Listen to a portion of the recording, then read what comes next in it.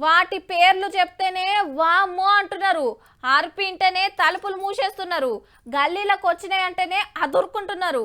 చేతుల కట్టెలుంటే తప్ప అవి మాటినవు. అయినా సరే వాటిని గెద్మేతందుకు ఎవ్వరు సాహసం చేస్తలేరు. చెప్తుంటే మీకు అర్థమయ్యే ఉంటుంది కుక్కలని. ఆవు కుక్కలే, కానీ వీళ్ళు బుగులు పడుతున్నది ఎండలకు ఎర్రిలేసి పిక్కలు వీక్తున్నాయని కాదు. గద్వాల జిల్లా పెద్దపోతులపాడు ఊర్లో తిక్క తిక్క చేస్తున్నాయట కుక్కలు. మొరుగుడు బంద్ పెట్టి ఇంకో తీర్ల సప్పులు చేస్తున్నాయట. ఎందుకు ఇట్లా చేస్తున్నాయో ఊరోళ్ళనే అడుగుదాం.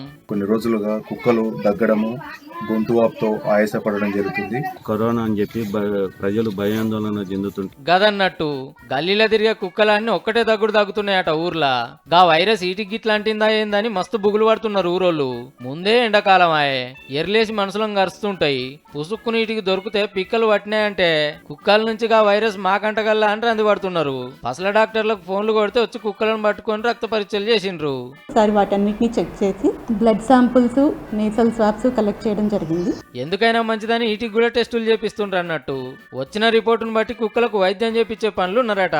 ఏం చేస్తాం, కాలం అట్లా తయారైంది మరి.